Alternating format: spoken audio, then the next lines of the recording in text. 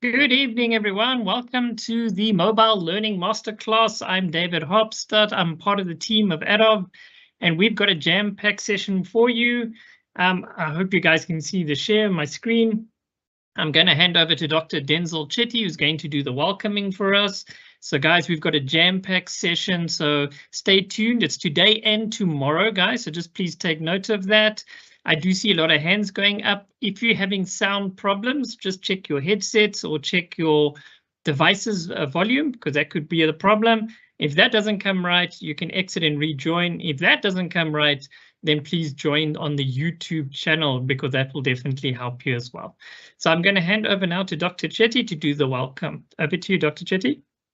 Thanks so much, David. A very good evening to all our students from all over the country and outside of South Africa as well. We welcome you to this session on behalf of the Vice Principal, the Executive Dean for Department of DTSFL, and myself. We'd like to say a warm welcome to the session, and we know it's going to be an exciting session. So there are many students that are new to UNISA. So let me start by saying to all our first year students a warm welcome to each one of you. And I hope that as you start at UNISA, it's going to be a good journey for you.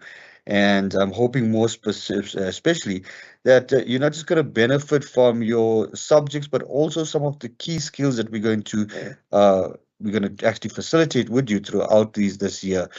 So I'm going to share a little bit, David, if you don't mind, if you do have my presentation. Oh, thank you so much, David. It was fast.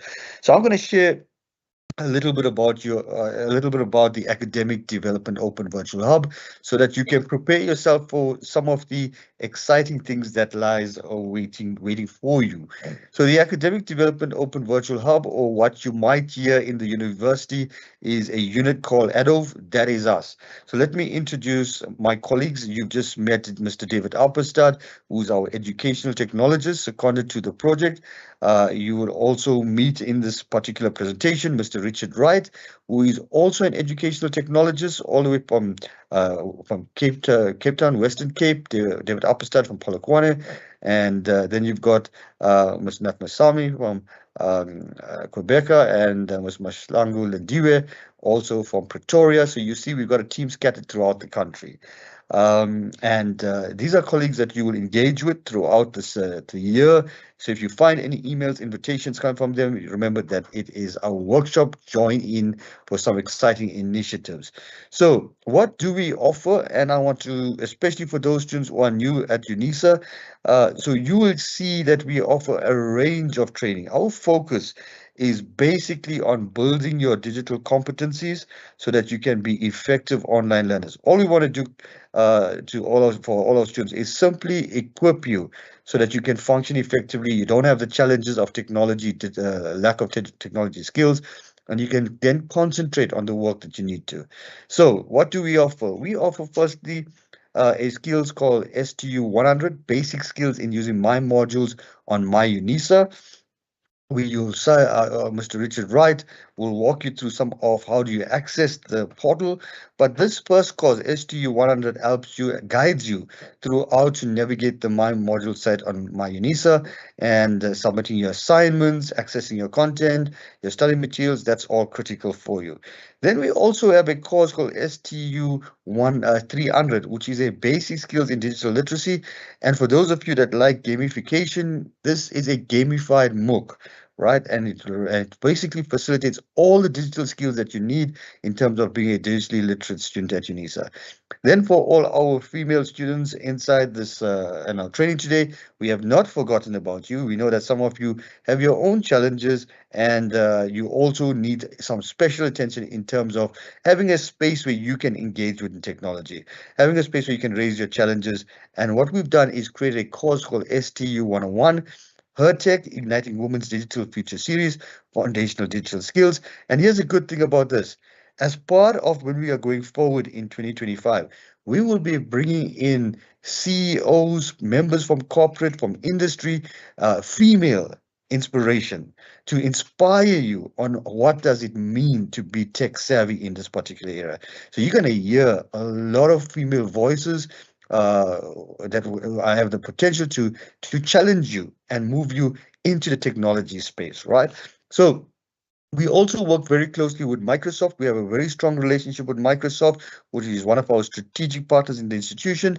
And one of the courses that we offer is a basic skills in Microsoft 365 for digital learners. And as you unpack some of the courses in the year, you realize that you also have access. And I'm hoping that my colleagues Richard and David will touch on this tonight. I think they will. That you all have access to Microsoft 365, up to 5 devices that you can actually load this on. So there's a lot of things that you can do through Microsoft, and we're going to touch about that on the mobile device, and this particular MOOC would help you also orientate you. Then what the course that you're all here for today, the Masterclass on mobile learning, and this is to equip you especially with what does it mean to optimize your mobile devices and become effective learners using your mobile device, right? And then you will also hear from us as you start preparing for the examination. So we're starting right at the beginning, introducing ourselves. And as you get towards preparing for your May, June examination, you will see we send out an announcement of joining these exam sessions, preparation sessions. And for all our students who are first year plus our older students, if you want a refresher on what it means to have basic skills for online examination, online assessments, how you submit your examinations, how you submit your online assessments. We also have engaged with the proctoring tools used at UNISA. So you might have heard about UNISA's proctoring tools, but don't worry too much about it. We will train you on the proctoring tools as part of our exam training. We also then have mock exam sites where you can basically go in and experiment on these different proctoring tools and get yourself ready for the examination. So you see that this is what we have really planned and outlined for you, is what we like to call a learning path or a journey towards becoming digitally effective as learners in UNISA. So we're not going to leave you alone. So if you are new at UNISA and you figure out that you're really have some anxiety about all the different technologies and the different platforms, please rest assured that we are here to walk you through, and we would aim simply to equip you for the upcoming examination and provide all the skills that you need. We also will be visiting some of the regions.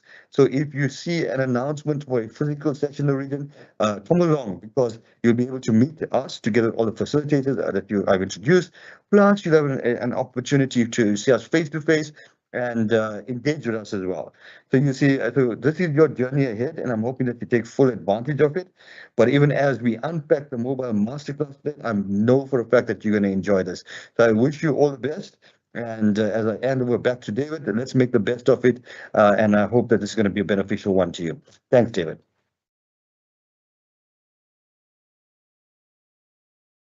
All right, thank you, Dr. Chetty, and thanks once more for doing the opening. As you guys can see, there's plenty of courses that you can do that will definitely aid you with your studies. Guys, these are 100% free. Don't worry. I know a lot of people are trying to sell things out there, but for ADOB, everything that we do, it's open, it's available to everybody, and it's free, 100%. So please do come and check out our website, especially if you're new to UNISA. You're finding there's a lot of information there. So next I'm going to hand over to Mr. Richard Wright, who's going to be speaking to you guys about the March training program. There's lots of training that we're doing to really develop you guys, your skills, to get you even more into the whole changing of environments and being online. Of course, I know some of you guys are from high school, so I'm going to hand now over to Mr. Richard Wright. Over to you, Richard. Thank you, David. So good evening, everybody. So I'm just going to quickly take you through what we've got lined up for March. So this is literally the first event, but I also that you're aware of what is coming. So if you want to join any of the other sessions. So as you can see on my screen at the moment, this would be the program that we're joining today, the Mobile Learning Masterclass. But I just want to highlight that we're actually going to be visiting the regions as well. So for on the 7th of March, we will be doing a workshop at Sunnyside campus. The 10th of March is UNISA Cape Town campus. And then the 12th of March will be the Florida campus. So if you are close to one of these regional centers, we have sent out SMSs already. We're also going to send out emails to your MyLife email. So if you're available, please come and join these workshops that's face-to-face. And then, as Denzel mentioned, we've got quite a few other programs as well. The one that's also running this week will be the AI Masterclass. So if you've been thinking, what is AI? How can I actually use it responsibly within your studies? Come join this session. We actually take you through, from the basics, introduce you to, how AI evolves over the time. What is a generative AI currently? What is the possibilities? You will even create your own song, for instance, with AI. And then finally, how do you actually use it responsibly in your studies? And then, but then also, how do you actually prompt it? AI using it effectively all relies on how you prompt it, so that you can actually use it as a study buddy, you can say, or additional tutor to support you with your studies. And for this, we will also be having workshops in the regions. So the first one will be on Saturday at Cape Town campus. So if you're in the Western Cape, please come and join. Then we're going to head over to the Eastern Cape on the 13th of March. We will be at the Port Elizabeth Centre. And then finally, on the 13th of March, there will be another one at the Sunnyside campus. Then next week, we're gonna have an online hybrid webinar for the Her Tech series. Now, this is specifically more focused on the female students, but everybody is welcome to join. This is where you get introduced to also basic digital skills, how to explore technology. But the whole aim of this is so that you can connect with people to share experiences and then also opportunities. So from last year's session, we already have a student group of 900 students in the community, and we've actually met them along the way where they actually join various other technology initiatives and actually get experience to the world of technology.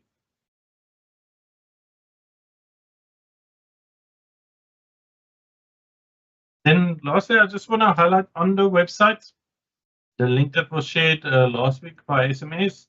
When you enroll, please RSVP for each session that you want to enroll. So we've got quite a lot of RSVPs for mobile learning, but please note, if you want to join, for instance, the AI or the Her Tech bootcamp, please come and click on the RSVPs for them as well, as each one does have a separate RSVP page. And once you actually access this RSVP, you'll also get informed of when we will be visiting various centers. So you can actually select the online one, or if you want to visit, have a face-to-face workshop at the region, you can select those options as well.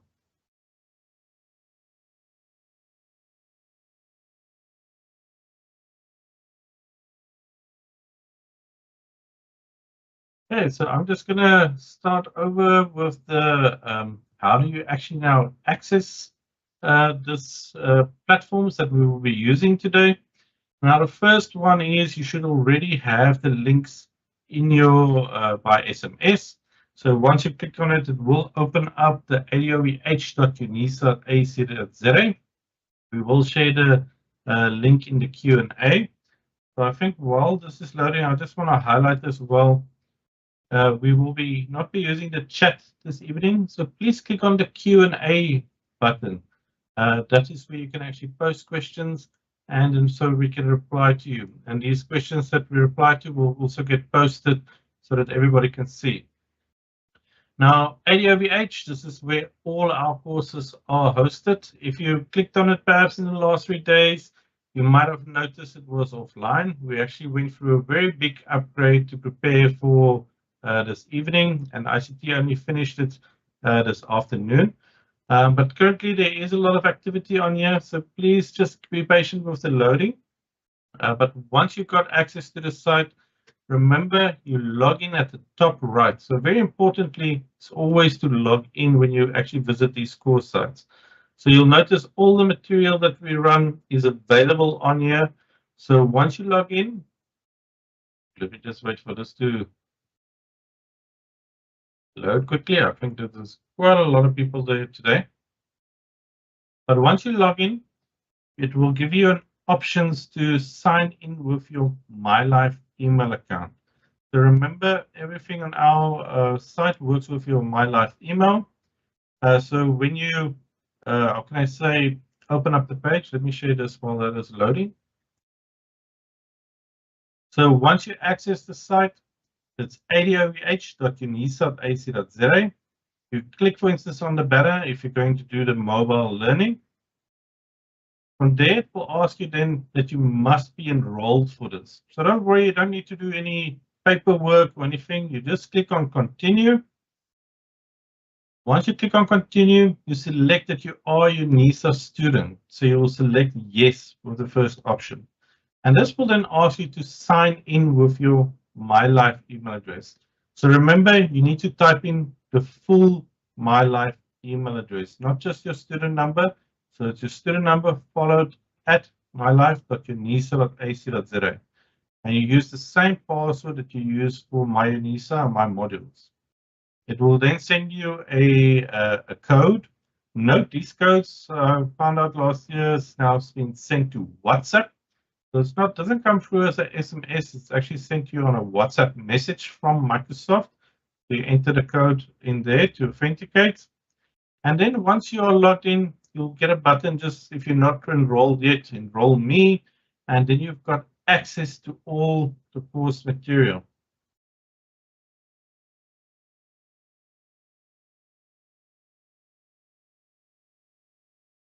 Yeah, so let's see here. So you just select yes, and then you click on this use my UNISA account.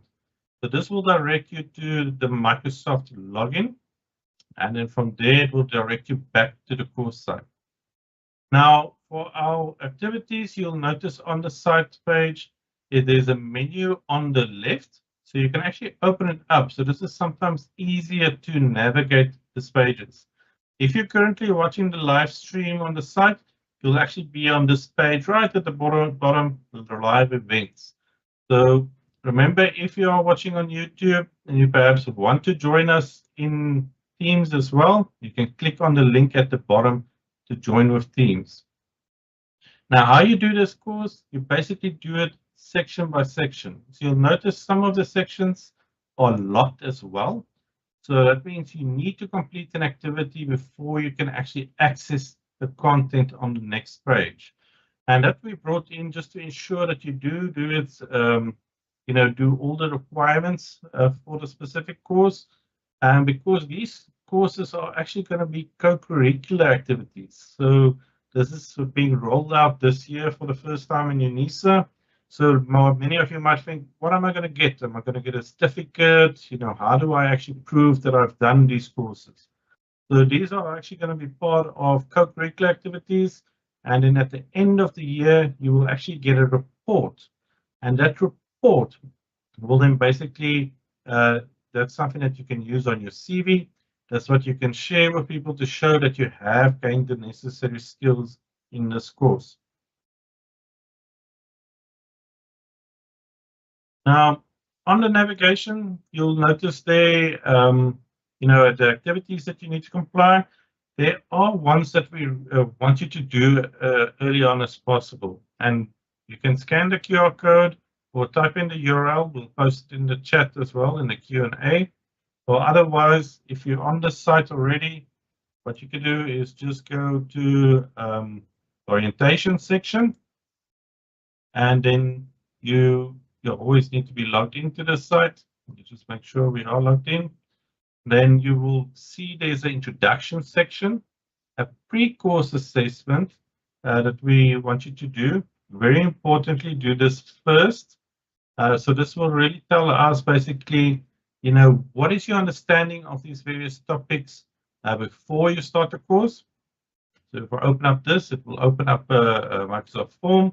You can do this very quickly, even while we're still doing this first introductions. Then after this, let me just get my button there. After this, we will have an activity forum, a forum activity. This is where you can introduce yourself. So if you've never used the forum before, it's very easy. So you basically read the instructions. You're going to get this a lot on your module sites as well. This is basically on your modules, how you communicate with your lecturer, your e-tutor, and also your fellow students. So very easily on this, you just click on reply. And then it will open up so that you can actually type in your message. Just waiting for this quickly to load. I think everybody is sending their messages at the moment. There we go.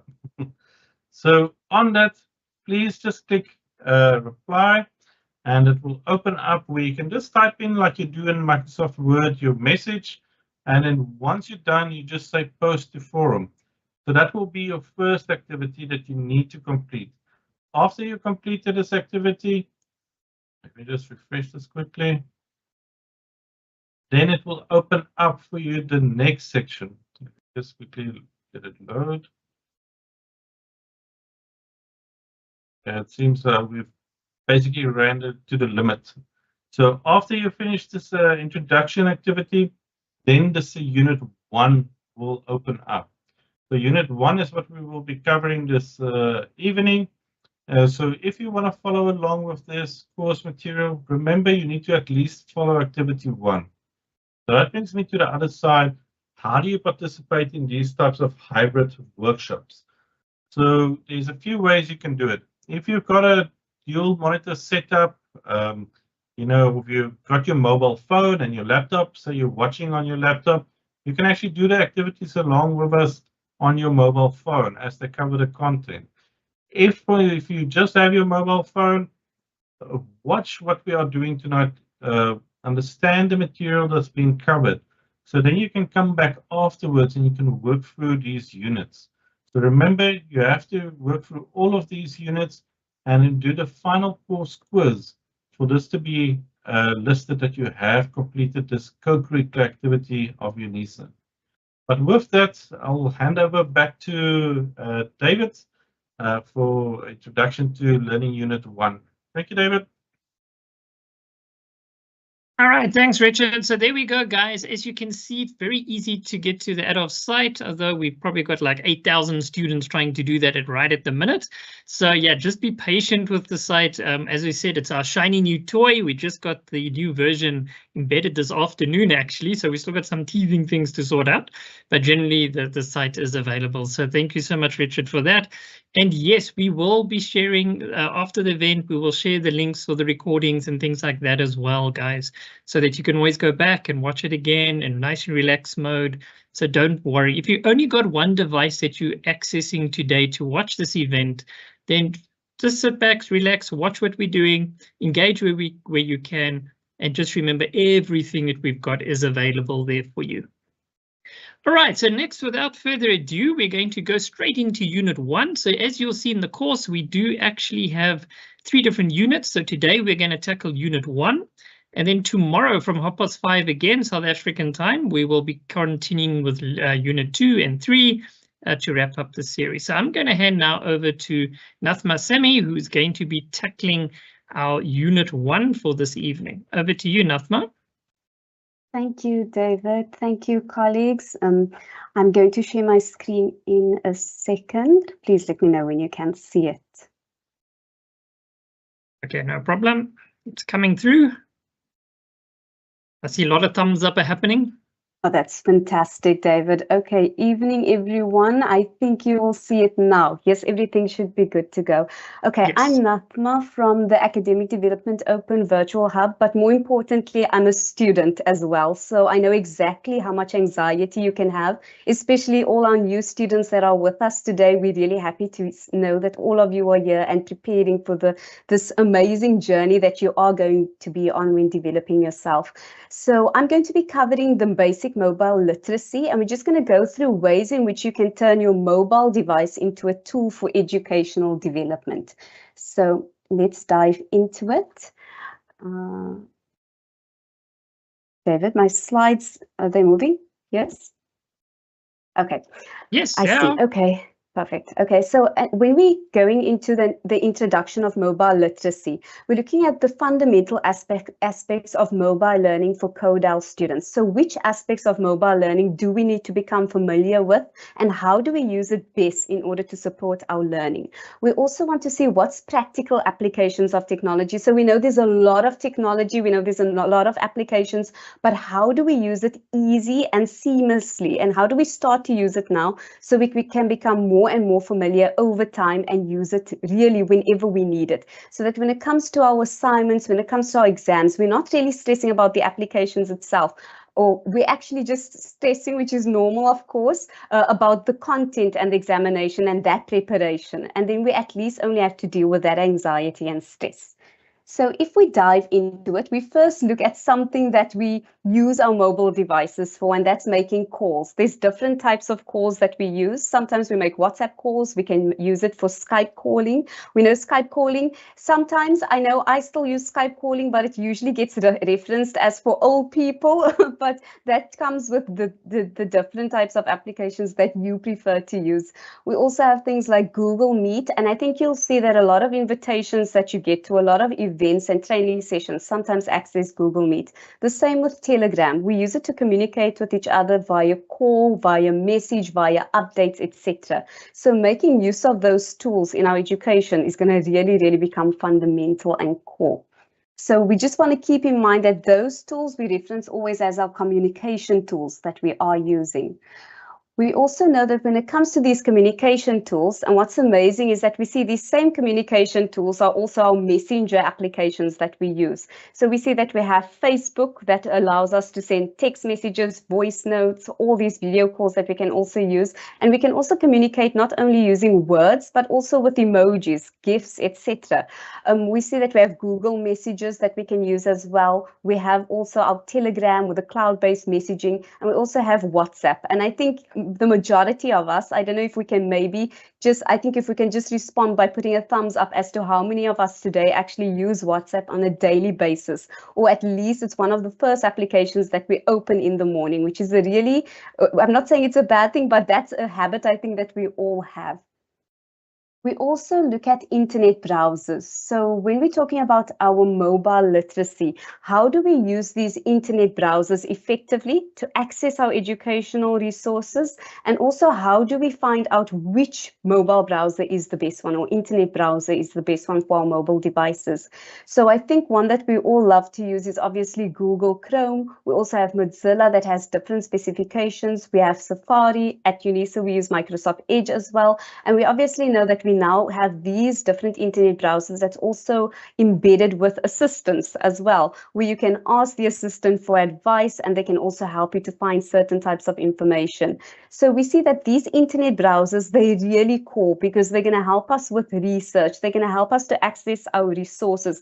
They're really going to help us on a day-to-day basis, and learning how to use them effectively and also safely is going to be really core and fundamental to our success. When we look at our smartphones and our tablet operating systems, I think we all know about the debate. What is better, Android or iPhones or iOS? This debate, I think it really gets people very angry, but we see that both of them have their own, or both operating systems itself have their own advantages and their own disadvantages. We see that there's a lot of flexibility when it comes to our Android systems. And then when it comes to iOS, we see that there's integration of the Apple products, where when you have one device, it's really linked to your other devices as well, as long as that it's the same iOS that you're using. So in that situation, we can see that we need to know what is the operating system we're using. And if we have that experience where we've used more than one, that's also a good thing. And maybe that will encourage us to make use of both of them as opposed to just choosing one of them.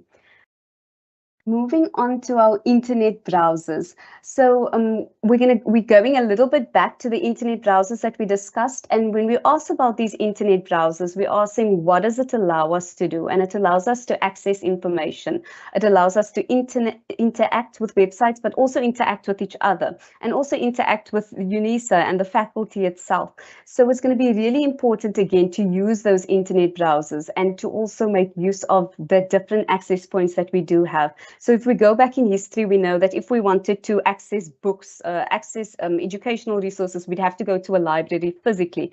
And in today's day and age, we actually are fortunate where we can just use our UNISA library systems, essentially. But in that case, our internet browsers are really going to be important. They're also going to allow us to access our LMS. They're going to allow us to conduct research. And something I almost forgot is online classes and meetings. So because we are an open distance education learning institution, our classes are online. There's also different webinars, different presentations that we can attend and we can upskill ourselves with. And Mr. Richard Wright highlighted quite a few that we'll be having throughout the year, or even throughout the months. So when you see those things, try to access them, and they've been made really easily accessible by internet browsers, where even the cost of these things are now drastically reduced. And in the case with Adobe, there's actually no fees. So in this situation, make use of that internet browser, know how to use it effectively and efficiently. And lastly, learn how to use document collaboration tools like Google Docs and Microsoft Online. So we will dive into that a little bit later on, a little bit more. But what we're starting to see is that we want real-time interaction with each other. And that's where Google Docs can come into play, where we can be simultaneously working together on something specific, and we don't have to be in the same place. And that really can help us to be really effective, efficient, and also to brainstorm together and encourage teamwork and collaboration. Now I'm going to dive a little bit into the internet browsers. We have Google Chrome, Mozilla Firefox, and Microsoft Edge. So we see that, again, like I mentioned, they've got these advantages. Speed, security, extensive solutions is 3 that's always coming up with Google Chrome. Mozilla, it's valued for its privacy features and customizability. So in that situation, you can, if you are somebody that really is very cautious, very concerned, and we should all be very cautious and concerned when it comes to our privacy, then Mozilla might meet your needs. Whereas with Google Chrome, if you're somebody that really is going to focus on your speed and security, then you're probably going to really have a knack for using Google Chrome and already be using it in your day-to-day life. The same with Microsoft Edge, and we know that it has Chromium built in as well. My colleague David is going to post a poll. I don't know if you'll be able to post it in the chat or it will be accessible, but please try to answer it and try to feed into the results of it as we're going along. Moving on to the applications. Okay, so when it comes to applications that we use, there's numerous applications. I think if we just look at the home screen of our phones, we will already see that it's filled up with applications.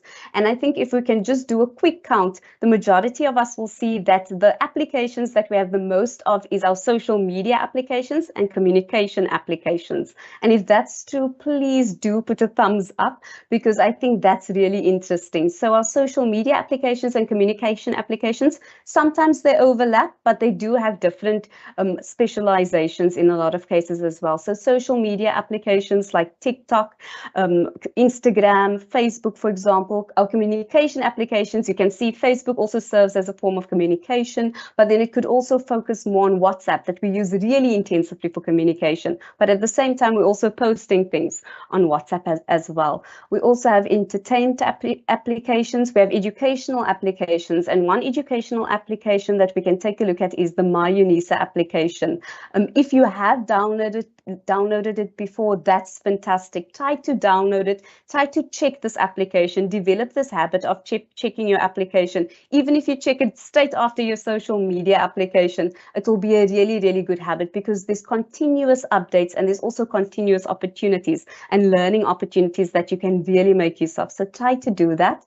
We also have our utility applications. Now, utility applications is one that sometimes we've got to force ourselves to use. So an example would be our CC cleaner that we actually use, and it cleans our caches and all. I like to call it dirt, but I'm sure Richard's going to correct me later on when it's with the actual terminology of it. But basically to clean your mobile device so that it functions more efficiently and functions more effectively, and you don't have that slow lagging that takes place.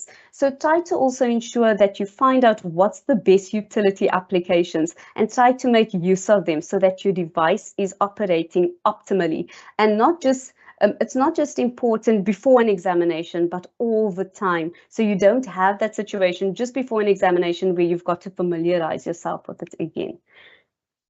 Navigation applications is the only one I'll cover, and I think the most common one would be, for example, Google Maps, where we can find our ways, we can find our way to campuses and find ways to find support and assistance that we need. When it comes to our communication applications, one that you're going to find yourself using a lot at UNISA is your email communication systems, which is really, really good. And a lot of our courses also cover how to communicate effectively and efficiently, and email etiquette essentially. And the importance of email etiquette is that you firstly communicate effectively what you need from the individual you're communicating with, but you also set the correct communication tone that is needed in order to get the response that you want in that situation. And when you can establish that communication or that email etiquette that's really, really good and flowing very well, you'll see that that flow of information, that flow of support does follow. And it won't only help you at UNISA, but it will also help you as you transition into the workplace, where you're going to have to obviously make use of your work emails, and you're going to have to communicate with the boss, an employer, and your colleagues as well. And you won't get into a situation where you're second guessing the way that you're formatting or the way you're phrasing your communication. But when it comes to emails, it's not just about communication, it's also about being aware of the security protocols you've got to keep to. It's about information sharing, knowing what information is confidential, what information you can share, what information you can't share, and things, those aspects essentially that have to be covered. So just be aware that when you're using email, it is a way of communicating, but there is a lot of privacy and confidentiality that goes along with it, especially if it is linked to an organization. When we ask ourselves the questions of why should we have our email setup or an email application set up on our smartphones, sometimes we think maybe that's best for a laptop or for a desktop, but in reality we always have our phones. It's more efficient, we can really access it in a second, it's very convenient, you can literally respond on your phone as well, you don't have to wait till you are at a specific point. We also know that we have different types of situations. If we do have situations like load shedding or electricity cuts, you can move to a different location and you can still access those different emails, whereas in the case of a desktop, that might not be so easy. Also with networking, we're able to create those networks with different people, but also access different network systems. And we also have a record of everything that we do communicate via email on our phones. So you might find yourself in a different meeting and all of a sudden you need vital information. Accessing your laptop might not be possible, but accessing your smartphone, that's highly likely because we take it with us everywhere. And in that situation, you'll be able to access those key or vital documentation needed. Okay, moving on. Social media, I'm not going to rehash too much of it, but we know it's one of the most powerful tools. It's connecting all of us and it's serving multiple purposes. What's amazing is that we can communicate with social media, but we can also be entertained at the same time. So sometimes we find ourselves on social media, but we're also sharing vital information that helps each other learn. And when we're commenting on posts, we're actually sharing updates with each other and helping each other to keep on track with different things. Obviously, when it comes to social media, always check your information, check the sources. You can't always check the sources because it can be from anyone itself. So just make sure you check the information, but use social media to your advantage. You can always gain more access to more resources and also advertisements on those resources on your phone. Okay, going back over, I think this is a beautiful picture just highlighting the different, why we use communication applications, why we use network applications. For example, one that I didn't cover was LinkedIn, and LinkedIn's really important. So as you're building your professional reputation, you want to start building up your LinkedIn profile as well. And you can do that. It's at the tip of your thumbs, essentially, where you can start to essentially have that records of things that you're doing and upload it as you go along. Obviously, make sure that when you are using your LinkedIn application on your mobile device, you are tailoring your uploads essentially to that audience, and that audience is a professional audience as opposed to a Facebook or an Instagram post that you're using. We see that it's engaging, and sometimes entertainment and engagement. Sometimes we have to remember that education can be fun. It doesn't have to be boring. Sometimes you can learn something from a TikTok, from an Instagram, from YouTube as well. We're seeing that YouTube has so many different functionalities. It comes in with education, it comes in with entertainment, it comes to even creating and developing community and even marketing yourself and businesses that you're part of. And ultimately, I think that the key with these applications, try to find the applications, and when you're looking at this slide as well, the applications that you have already on your device and that you can now leverage and you can use in order to improve or in order to essentially gain more educational opportunities and also progress yourself as a student and a prospective employee one day. Okay, when it comes to device security, remember always that when we're downloading applications, be sure about the source that you download these applications to. Something about our mobile devices, it's really fantastic because we get to take it with us everywhere and it has everything that we want on it. But that's also a little bit of a danger. So often we have banking applications, sometimes we have really personal documentation on our devices as well, and that leaves us open to obviously attacks. So in that situation, you should do what? You should know what security aspects or what security settings your device does offer and make use of it. Try to have strong passwords on your device, and try to also change your devices when it is recommended. This will basically ensure that when you have that strong password, it's less likely, or at least you're protecting yourself or adding an additional layer of protection. Also, when you are using all these applications, when you are using your Internet Explorers, use that caution, and also just take note of the different types of websites that can be damaging or can be harmful to your device, because remember, it will impact everything on your device in the end. When we move on to protecting your personal information, we already spoke about passwords, PINs as well. Try not to share your PINs and your passwords. Try to, if you're somebody that writes it down, be careful with that. Don't leave those passwords laying around. Make use of your biometric authentication. That's really important, because while someone can maybe steal your password, they can't really steal your fingerprint in a normal situation, essentially. So in that situation, make use of that biometric authentication. It really does help. Also, use your lock screen security. So a lot of us sometimes will think, okay, we don't need to have our lock screen. So when we're putting our phone down, after a couple of minutes, it doesn't lock. Try to make use of that. It might really save you from a really bad situation in the end. Also, with your app permissions, indicate which app has what permission settings. So all applications don't have to have equal permission settings itself. You can actually see, okay, this app, I'd like it to have access to my location for a specific point in time, not every day. Maybe using Google Maps application, and in that situation, it's necessary. But when you're using another application, it might be unnecessary data to be shared. When it comes to your data, back up and store your data. So you have it on your mobile device, but try to also have it on another format or in another form as well, whether you save it to the cloud or you save it to another device itself. That's really, really important. And that I can really tell you, because as a student, it's happened to me as well. We have had data where I had even an assignment, for example, and I only had it on one device. And when I lost that information because of a virus, essentially I had to restart. And when you've got a small time period to fix that situation, it becomes really, really stressful. So you want to avoid that, safeguard that data, back up, restore as you're going along. And also try to encrypt or password protect data that needs that, or you feel is really high risk information to be shared or to be given to others. Okay, protecting against malware and viruses, it all ties in. Try to install antivirus software if you can on your mobile devices that can actually remove that malicious software or can can actually identify when something is malicious, has been downloaded, or it can give you essentially a warning message, and that will indicate to you, okay, something's not correct, you need to maybe take action. Also make use of your safe browsing features and avoid phishing and online threats. So be on the lookout. When something doesn't look right or looks too good to be true, usually it is, and it's usually something like clickbait that can really lead to a lot of problems later on.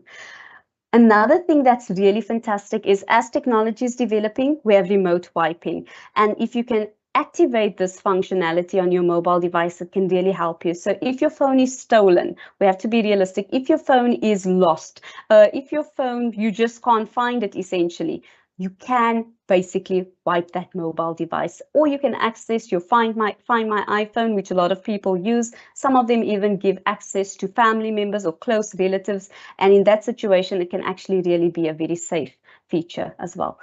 Financial data, again, coming back to the banking applications, please be careful with your banking applications. Please protect that information, and also your photos, your contacts, your personal messages. Remember also, when you have photos, not just of yourself, but of other people, you've got to protect their privacy as well. So be responsible with that data. Preventing identity theft as well, it's the same. One of the worst things that can happen is that your data can be accessed, and in that situation, someone can impersonate you, and that can lead to a really bad situation where they can really mess up maybe your banking application, or they can really engage in, let's say, malpractice or theft of certain things, or they can even access your student account and wreak havoc on modules that you, for example, have registered for. And in that situation, it could be very difficult to undo. So try to prevent that identity theft by following those course of actions. Also, again, maintain device performance. I won't run through it again, and ensure your privacy. Prevent surveillance. Don't allow unauthorized access from unwanted, let's say, sources. So you'll sometimes see a little pop-up requesting access to your device. If you don't know where it's coming from, it's best to deny it or reject it, and just be rather safe than sorry. Okay, I think that's all from me. I really hope it did give you a little bit of insight onto the mobile devices, but my colleagues will dive into it a little bit more. So I'm going to say thank you so much for listening, and everything of the best for the first leg of your studies. And for everyone else that's not doing the first leg, good luck with the rest of your studies. And I will hand over to my colleague, David. Thank you. All right, thanks, Nathma, much appreciated. And yes, we are sharing a poll for you guys. So if you didn't see it in the QA, we're just going to open now the chat, because I see some of you guys are asking about the chat. So we are going to then open it. So please, guys, just a word of warning, please do not share what codes or modules you're doing in the chat. Okay, so you don't share your personal information, what you're studying. Rather go and check the official places where you can check who's in your study groups on MyUnisa under the discussion forums. So please don't share your things, otherwise we'll close the chat again. So Richard, I hope you managed to open the chat for us. We've got a poll that we would like you guys to share, or actually give us a little bit of feedback. So let's quickly have a look. I see some of the students have started accessing it already, so very quick of you guys. So let's have a quick look. So based on what Nathma was telling us, which apps are you using for texting? I see WhatsApp is the most common one. Well, it's kind of common. Hey, I think everybody uses WhatsApp just about. I see there's one person for Telegram so far, but I'm sure these numbers are going to start jumping once we put this in the chat. I see the internet browsers. I see a lot of you guys use Google Chrome. Okay, so that is great news. So always remember to clear your cookies. So come back tomorrow if you don't know how to do that. That is something you definitely need to learn how to do. Then the third thing that we were checking on from Nathma's presentation was the operating system. And I see quite a number of you guys have got Android, and quite a big numbers also on iOS. So it means you guys are definitely using the technologies. You're actually understanding what technology you've got, which is critical. You need to know that before you do anything, really, to be honest. I see one person's doing Mozilla Firefox, so that's good stuff. So there we go, guys. So this is a live poll that we're running, and I can see the numbers now are flying there. So hopefully the rest of you guys can also check the Q&A, and I think Richard will share it. But before we close today, then we'll actually come have a look again and just see what's happening with the numbers that you guys are presenting with us. Okay, so cool. So let's continue. So who's next? Well, it's me. So yes, I'm going to now be showing you guys something a little bit different, because now we are tackling with device care. So what am I talking about when I'm talking about device? Well, guys, this is a mobile learning course that we're doing. So it means using a mobile device. That means you need to look after your mobile device. Now, how do we do that? So I'm going to be demonstrating for this using a nice little app that I've got here. So hopefully you guys can see my screen. Richard, can you see my phone on the share? Yes, we can. Okay, super. All right, so there we go. So that is my phone, guys. I've connected it. I'm sharing with it. So I want to show you something now. Just I don't work for Samsung, so I'm not selling their products, guys. But I am showing you a Samsung phone, and it has a device care feature. Now, the thing is, yeah, there's my brother. The thing is, with these different types of models of phones and operating systems, you've got different tools that you can actually use that forms part of your device care. So the primary use is great, but you just need to maybe find the name of the tool in the phone that you're using. So that's why I'm just going to demonstrate Samsung, because I know students love Samsungs. Maybe post in the chat if you're using a Samsung phone, say yes or no for me. Let's quickly have a look and see. The chat now is open, so please do use it. So please say, if you have a Samsung phone, just say yes or no. Okay, so far it's 1-1. Okay, there we go. Some of the yeses are coming through. Wow, now the chat is going to go crazy. Boom. Okay, basically, why am I asking this? Because we were in Johannesburg Center last week, Saturday, and we had quite a big number of students, over 190 of them. And a lot of the students actually said to me, David, we're using Samsung, so this is the phone we're using. So that really talks to them what I'm about to show you guys. Okay, but obviously if you've got iOS, that means using an iPhone. Now, iPhone also has its features, but you just need to go find them, okay? Generally, all phones all have device care, but now I'm going to demonstrate how it works. So thank you, guys. I see the chat is flying with all the yeses and nos coming through. So that looks really awesome. Thank you for that, guys. Okay, so let's see. How do we actually get to device care? So as I said, I'm just going to demo a Samsung, and we will do some research as well to find the other phones that we can access. So the first thing is you're just going to slide your phone up to see all the apps you've got, depending if you've changed your layout, of course. And then, of course, you'll just scroll and scroll and scroll. And I've put it on its own little page settings. So that's really where you're going to go. When I zap settings, what will happen is, okay, yes, you'll see my name. You'll see all the basic features of your phone. So now it's quite important that you actually really get to understand this to make the most of your phone that you're using. But I'm going to go all the way down, and I'm going to look, and I'm going to look until I find device care, because that's the feature that I want to show you guys. So I'll zap it, and immediately the phone is going to start checking for me to say, okay, this is what I'm seeing. The very first thing on top, you see it speaks about the battery. Let me just see if I can quickly zoom in a little bit, because I know it's a little bit small. Let me just zoom my mic. Okay, I think that went a bit too small. Okay, that's about good. All right, that's not too bad. So hopefully that's a bit bigger for you guys so you can see it nicely. Okay, so there we go. So device care, battery, it says great. So I'm going to select my battery. So I just select it, and then it's going to open up its own menu. Okay, so that's quite important. So what can I see here? It tells me how long it's going to take before it's fully charged. Okay, 41 minutes. I'm busy charging directly from my laptop, guys, because I'm connecting to it. It tells me how much percent is available.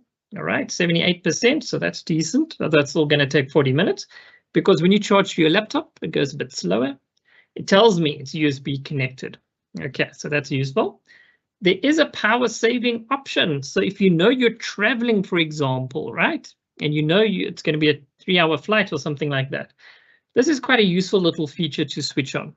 Okay, so it can save some of your battery's power while you're busy going around. Then if you look at background usage limits, if I click on it, it's going to give you some useful options over here. It tells you which apps are sleeping. In other words, you're not using them, but they're kind of still there. Then you've got deep sleeping, which is really your phone has put them to sleep completely because you're really not using them. And there's one app there's probably Discovery Drive where you're saying that do not put this app into sleeping mode, because whenever I climb in my car, I would like the app to actually start up immediately. So this is very important, guys, because apps that are not being used but are still running are eating your battery. Now, why is this important, David? Very important, because if you're using a smartphone for your exam, for example, you actually don't want to be having apps running that are not necessarily needed. So what can I do? Rather close the apps. That would be a good idea. Put them into sleep mode, let them go and sleep. You'll just have to see basically what features you can find and how to put it to sleep on your device. So you might just have to fiddle a bit, do some Googling, or I'm told by Richard that we don't Google anymore. Now we use Copilot or ChatGPT to basically find out how to do things. And it's true, we all do that anyway. So yes, so have a look at the background usage, because that's very, very useful. Then if I just go down a little bit more, you do have battery protection. Most people don't use this anyway. Like you can see, I've switched it off. So it basically just protects your battery and gives it a bit more of a lifespan. But to be honest, most of the batteries are developed for 3 years. So after 3 years, when you're basically, once your contract runs out, they kind of run out as well. And then you can basically just see the charging and the usage of the phone, just to have an idea how it's going. Just give me a second. All right, so then it tells me it's busy charging. So you can actually see the usage of the phone, how's it going, the battery level, the charging level, power saving mode, there's currently nothing. And there we go. So now I can actually go see which apps are actually using my battery. So WhatsApp, currently it's on. It's a big muncher. YouTube, another big muncher, because I'm actually checking what's happening on YouTube side. And I can say view details and actually just go and see all the details that it can give you. So it's quite a lot of information in here.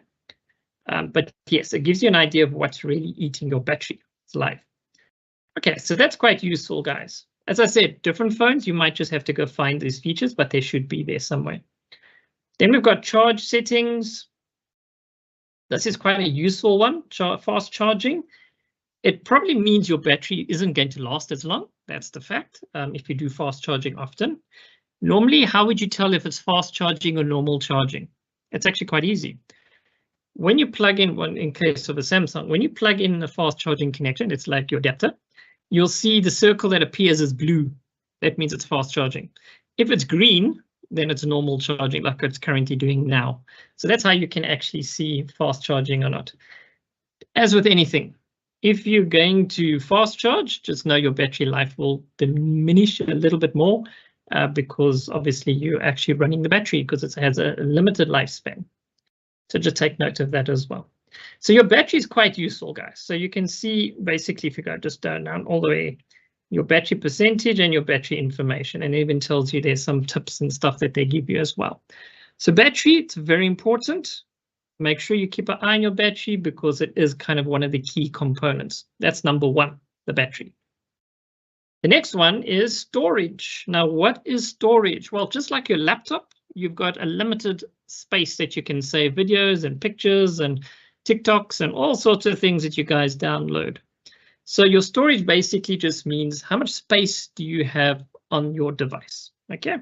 You can extend it. So if you do have that little USB connector or extender that you can plug in, a memory card, yes, that's what they call it. You can plug it in and then you've got a little bit more memory as well. So you can see in my case, this is quite good. I've got half of my space available. It usually means because the wife or kids haven't used my device. That's probably why. All right, but on a serious note, for your exams, why is this important? Okay, if you're going to need one of those apps that you need to install on your device, like the Invigilating app, then this one you do need to keep an eye on. You do need to see how much space have you got available, because you are definitely going to need to manage this, because that app, for example, will use some space. So just take note of that. So let's go have a look at storage. What else can we see here? Here's an interesting fact. So when you guys delete things, not always, but mostly, when you delete things, they go to the recycle bin. Exactly what you would do with your laptop, all right? So there, or your desktop PC. It also has a recycle bin feature. So let's quickly zap the recycle bin. Let me go quickly have a look. So I can see there's some images, there's some files, so I've deleted them. So let's say, for example, I go to gallery There we go. So I can see someone's kid there and some specials and all sorts of stuff there. So what do? See if I want to go back and restore the file, which can happen. I simply select the file, and there at the bottom, right over here, you'll see there's a restore option. So it allows you to put the file back in case you accidentally deleted the file. In this case, this is an advert from one of the local shops where they're selling chicken and beef. So you see the prices there, Richard, not so bad as compared to Cape Town. So yes, just an example. But if I didn't want this anymore, then I can actually just delete the image. Now it's completely off my device. Okay, and there's a picture of some cement. All right, so I took some pictures today. So great, so that's one way to do it, right? So you can restore your pictures if you accidentally delete them, or you can simply just go and delete them. Or you can simply just say, okay, edit, empty my recycle bin, hit the delete button, and then it'll empty out everything for me. All right, so there's still some calendar events stuck in here. Same routine, just hit edit, hit empty, and delete. Then I can get rid of those. So that's quite useful. These are very small things now that I'm clearing, but every bit helps a lot when you've got limited space. And then I can hit the back button just to take me back.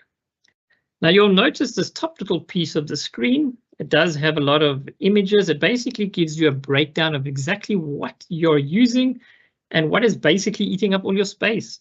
So images, for me, it's amazing. It's on 2 gig. Wow, that's quite huge. Okay, we do take a lot of pictures of the events we go to, so it kind of makes sense. And there's high quality pictures. There's a couple of things on video documents, and you can just say show more to really go and look. And you'll see the apps. Usually it's the big gobbler is the apps that you install. So rule of thumb, guys, if you're not using an app, rather just delete it. You don't need it then. If you don't need it, you're not using it consistently, rather just delete it, get rid of it, it's fine. System, you can't delete, that's part of your operating system. And then you'll always see others got this huge amount, probably updates and things like that. So this is pretty useful information. Please make sure you keep your system up to date. Okay, so part of device care is making sure that your operating system is running up to date and all your apps are up to date as well.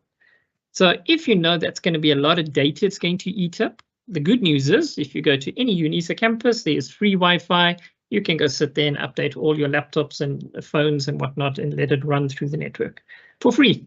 So just remember that as well. It's good to know who's on campus as well, who works there and who can assist you in the time of crisis. Right, so that's basically how you manage your storage. So it's pretty useful. Now, if I go down, for example, here at the recycle bin, you will see unused apps. So this is something you can actually go look at just to see what are these apps that I'm not really using. Yes, KFC, I don't use it. Vodacom, don't really like it.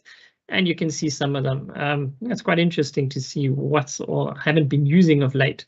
So it might give you an idea of which apps you can actually get rid of because you haven't really used them. And look at that, 3 gigabytes. That's a lot of space. Didn't really need to use it. And this is the last 30 days, eh? So yeah, so that's something useful as well. So let's go have a look at what else can we see. I do find this quite often. You get duplicate files. For whatever reason, people copy from a laptop back to the smartphone, so you end up with duplicate files. So your operating system can, or in case Android, can actually tell you you've got some duplicates. So you might just want to delete those files because you've already got them twice or more. So you might consider that. And then, of course, you've got large files. So that also just helps you identify which, mostly videos. There we go, video of kids and Lord knows what. So yeah, so that also can help you identify what is eating up all the space. So there's Lawazi, our little chap, and I'll actually show him a little bit later. So yes, it's our Android robot. Okay, so that's really the second most important thing that you're going to be looking at is your storage. So storage, critical, make sure it runs perfectly. Have that space available, in other words. If your device gets full, guys, what happens? It slows down a lot.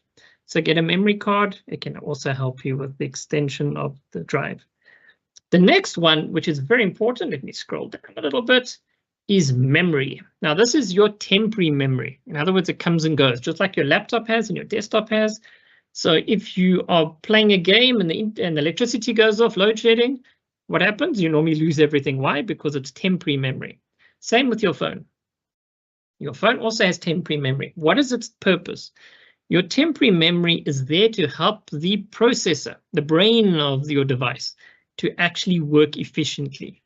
So the more things you have running, the more memory it eats. And once your memory gets exhausted, your device starts to slow down as well. So that's also something you can have a look at. So let's go have a look at the memory side of things.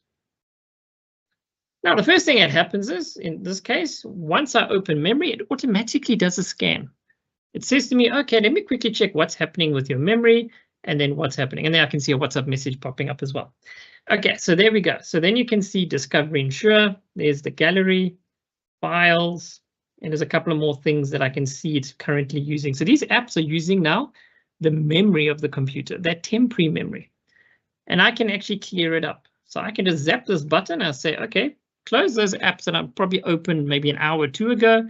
Don't need them anymore. And can we then actually get and clear up some memory? And you can see there it's not too bad. It's gone a little bit up. So for your exam, right, before you start writing your exam and you're using your phone, this is something you should definitely consider. Just clear out that memory so that your phone has maximum memory available to basically use, let's say, for example, the app that I spoke to previously. Right, then you've got some other little features that you can really go play around with, the memory resident apps, those apps that sit in the memory all the time, or apps that get excluded from memory usage. Go play around with them, see if they're useful or not. The RAM Plus is quite a useful feature. Okay, so that's on this model of phone that I'm using. So if I go to RAM Plus, what does this actually do? Now, I just said to you the temporary memory, right? That's actually called RAM. So if you're in IT, that's the technical term we use RAM. So when you go buy a new phone, have a look how much RAM it has and compare it to the other phones. More RAM, more expensive, definitely. So what does RAM Plus allow me to do? It uses the physical drive space on your device, and it actually uses it as RAM as well. So it's a sort of extending the RAM of the phone to use your physical hard drive space just to make it a little bit more efficient. So that's why it's important to remember that your hard drive space, you need to have some space available. For now, this feature needs 6 gig, so I've maximized it, so it helps you with that virtual memory. So it's kind of like the memory you've got that I just showed you, but this one allows you just to sort of extend it a little bit more, but using the hard drive space. So that's useful, because remember, this RAM helps the processor, the brain of the device. So if you do have a little bit more, it's definitely not a bad thing. So hopefully your phone then will work more efficiently, and that's kind of critical, especially with your studies. So that's quite useful, RAM Plus. So have a look at it as well. As you can see, look at that, hey? Instagram, that horrible program that we all love. And I see immediately now it says I must clean up some more space because it's picking up these apps. It's simply just eating it. And how can I make it a little bit more efficient? Well, that wasn't too much, but anyway, so at least I do have some available for when I have to use it. So that's quite a useful feature, guys, the memory of it. Then, as Nathma indicated, antivirus. So yes, we do need to get, unfortunately, for our smartphones now, we also do need to consider it. I know this one has a built-in antivirus, so that's great. It means I don't have to go buy anything. But of course, now it raises the question, what are you doing that you're getting viruses? Yes, guys, if you go to those websites that you shouldn't be going to, all right, you know what I'm talking about. That's other places you get viruses from, guys. All those places, I'm not going to mention them, it's a bit obvious. Places where you download free stuff, be careful of those things. Okay, this app that's amazing and you can do everything, just click on the link and install it. Never a good idea. Rather use your Play Store. Okay, use your Play Store, go and install the app that way around. Use the official channels to install apps. Don't go use those miracle apps that nobody actually knows where they come from. You do have an auto optimization feature in this phone that you can actually go check. You might just need to restart your phone at some point to optimize it. Again, so that does it automatically for you if you indeed want to go that. You just have to switch it on. I generally just leave it off because I know it can restart your phone and it can take some time. The next very important element is the software update. So under this model of phone, you can actually go and find it, where you can actually go click on software update and see what is happening, when did it download last, and when do I need to install the new updates. Updates are very critical. It helps your phone work efficiently. The updates of the antivirus, things like that. And then, of course, the apps themselves need to update as well. So definitely, these ones are very, very useful for you. And I clicked on the wrong button, so let me go back. Then the last little feature here I want to show, it's called maintenance mode. So you guys, this is also a very useful feature. So if you do need to give your phone in, all right, it's damaged, you dropped it in water, it got cracked, whatever the problem may be. Maintenance mode basically allows you to lock the phone that nobody can actually go and check your files and your contacts and your pictures and your videos. So this is very, very useful feature as well. So you just have to switch it on, and then when you have to log in again, obviously it'll ask you for your PIN or your fingerprint to make sure that you can access your phone again to unlock it, basically. So this is a very, very useful feature that you definitely need to consider if you're taking your phone in for any repairs whatsoever. So maintenance mode is pretty important. So there you guys, you can see all this device care that we've just showed you now over here. Now you might be thinking to yourself, wow, okay, that was a lot of information, David. So how do I actually get to remember all these things? Okay, so let me just zoom out a little bit. So now what I want to show you is on our YouTube channel. So I'm just going to go to the Adolf YouTube channel, so you guys can just do a quick search in YouTube. You should find it over here. Then under playlist, so you'll actually, just before I go to the playlist, you'll see a whole bunch of videos here. So all the training we do, the different work we do, you guys can actually come check out here. Yes, that is Minecraft that you can see running there. We had a tournament a couple of years ago and we had a great time. There is our gaming studio. So yes, if you've never seen the Mucklenet gaming studio, we do have a video there that you can actually go watch out. So yeah, so there are videos there. But what I wanted to show you here is we do have a playlist specifically for this course. All right, so if you just go look for it, and it's called Mobile Learning, M-Learning Masterclass. So there we go. So if I click on it, then you'll basically see all the videos that I've just showed you now. Wow. Okay, so there we go. So it's busy playing sound. So there we go. So there you can see all the videos that I've just gone through to give you an idea how to look after your phone, how to get the most out of the device care that you've got. As I said, different phones, different operating system. You need to just to go find those features because they're there somewhere. You just need to go find them out. But this can make a huge difference to you because it can get your phone as working as efficiently as possible. And as I said, for exam time, that's something you definitely need to know. Look, so yes, guys, so this we are covering a lot of information in a very little time tonight. So just take note of that. That's why you'll see the session's only an hour and a half until 7, and again tomorrow, again, hour and a half. Because we know that data is precious and we know you're busy with your studies. So we're trying to cram in a lot of information into the platform that we've got already. All right, so there we go. So, oh yes, please delete the information. You see the problem you're sitting with there. So yes, we'll try and delete it in the chat for you. Well, I'm sure you could be able to delete it yourself, actually. So there we go, guys. So this is quite important information about device care, and I hope you guys show me some thumbs up. Did you find this useful, having this feature of device care? Use your thumbs up. Let's see if you guys are with me. All right. Richard, on your side, can you see the thumbs coming up? Yes, I see a lot of thumbs ups. I don't think I've seen so many thumbs up in a workshop before. Wow. Especially with Nasma's presentation. There were billions of them. It looked really cool. Okay, guys, so there you can see. So the course that we're giving you on the Adolf site, we also have videos, short little videos that you can go watch and maybe just delve into that little thing that you're looking for, that you want to understand a little bit more. So it's quite important as well. All right, so let's continue. So what are we going to then tackle? Okay, so Richard did show you how to get to the course, guys. So now one thing that's very important, I'm just going to add on here from the device care series. We've got the chat and the polls and the pre-course assessment that you've done today. So please make sure you do that pre-course assessment as Richard explained, it's part of the course.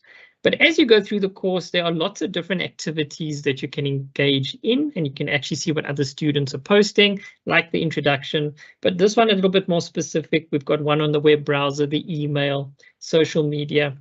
And then, of course, there's a quiz as well. So you can go test your knowledge to see what you've learned. And then the last feature, which is quite nice, is a reflective journal. So in other words, when you get to that stage, you've got a little journal entry that you create, and then you can actually go and write your thoughts. How did you find Unit 1? You know, and then maybe we'll be able to come and have a look and share, or you can share it with us, and then you can tell us what did you learn from this. Because remember, guys, this course was only launched towards the end of last year. Okay, so we do understand our students are very much mobile centric and orientated. So we really want to understand more from you guys. What are those things that can really help you? So this is an opportunity for you to share as well. And there is another feedback, Richard, that we can actually have a look at, where we can actually just have a look at what students are doing and what else did you enjoy from the session today, and what else could you possibly need to tell us where you're struggling, or what you would like to know, or what you would like to learn more in this type of course, or what other training would you like. So we've got quite a number of things that you can actually tackle there. But before I'm done, let me quickly go back to that poll. Let's go see how it's evolving. So give me a second while I get the right screen to be shared. The fun thing of dual screens, guys. Jumps around occasionally. All right, so I can see 141 of you guys responded. Thank you so much for that. It's really interesting for us to see. WhatsApp, huge numbers. Okay, a lot of guys use WhatsApp. I'm going to talk a little bit about WhatsApp in a second. Google Chrome's come out quite nice. I see Safari, quite a lot of Safari users, and Microsoft Edge as well. Quite a lot of students saying that, and of course Android tends to be the most, but quite a lot of iOS. Actually, that's quite interesting to see. And also an other. I'd love to know what the other is. Oh, it would be cool if we could see what that other was. All right, so I just want to say something that, and Nathma touched on it, guys, especially with the WhatsApp groups and things like that. I see you guys are sharing information and whatnot. It's never a good idea to share your information on these WhatsApp groups. Just remember, they are not official channels of UNISA. Okay, we do not own WhatsApp. We don't have any agreement with WhatsApp. So when you join those WhatsApp groups, please be very careful what you're sharing there. There are people there who are just sitting, you don't know who's there, and they want to get your information. So just like Nathma was presenting on the security, protecting your information, that is definitely one way we are finding that students are exposing themselves. And then 1, 2, 3, you get an SMS about join this club or whatever, study guides for 300 Rand or whatever it is, and you wonder how do they get your information. That's one of the routes that these guys use. These guys are professionals, so be very careful what you're sharing. Now it's up to 150 responses. So yes, so that's really important. So let's have a look. Richard, did you share the other poll? Well, it's more like a questionnaire poll. Okay, if you haven't, it's not a problem. We are going to share the second one with you as well, where we just want to know from you guys, what did you enjoy about this session? And also, what else would you like to learn that can help your studies? Because you've just seen today, we've got a lot of courses on our adult platform that can definitely make quite an impact on your studies. So definitely, that would be quite useful. All right, so we'll just come back, and tomorrow morning, or not tomorrow morning, tomorrow afternoon, we will share some of our polls again with you guys. Just a recap of day one, just to see what you guys learned and what did you enjoy. I do see quite a lot of the chats have come through. Thank you so much in the QA. I hope you guys did manage to find it. I know if you're new to Teams, it might be a tricky this time around. But yes, so thank you again for that. So now I'm going to hand over to Lindiwe, who is going to basically do the vote of thanks, and also just to remind us, what are we going to be tackling tomorrow? I hope you enjoyed device care, because tomorrow we've got some really cool stuff that I'm again going to be showing you on my phone, how to do these things. So I'm going to hand over to Lindiwe to do the vote of thanks and the activities and the closure for today's session. Over to you, Lindiwe. Good evening, everyone. Am I audible? Yes, loud and clear. Okay, my name is Lindiwe Mahlangu, and I'll be doing a vote of thanks for you. As we wrap up to day one of the mobile learning class, I would like to extend my sincere appreciation to everyone who contributed to making today's session a success. A special thank you to Dr. Chetty for a warm welcome and official opening of the session and setting a positive and encouraging tone for our learning journey. To Mr. Wright, we appreciate your clear outline and of the training calendar schedule for the month of March, both face-to-face and online, and your guidance during the orientation on pre-courses requirements, logging in and accessing the My Student Skill Hub. Your support has ensured that all participants are well prepared for the learning ahead.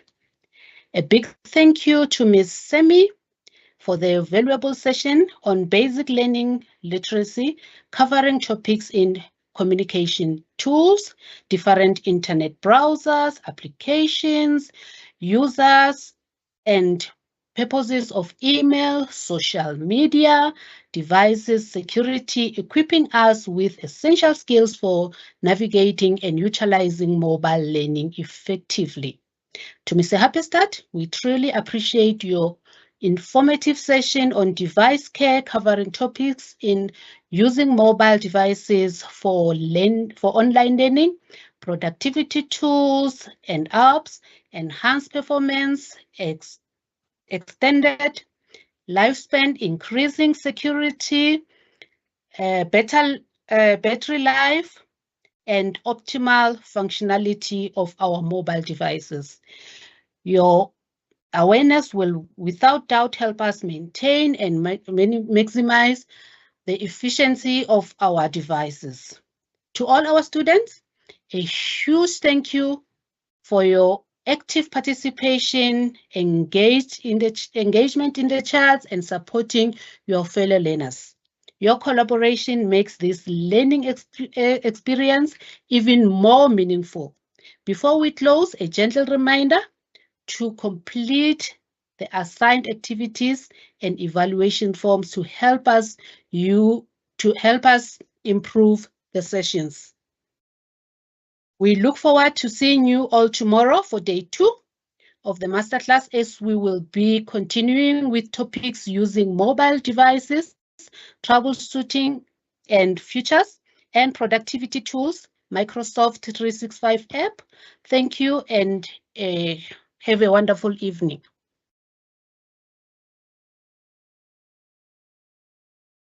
Bye. Thanks. Thank you, everyone. Enjoy your evening further. See you tomorrow. See you tomorrow.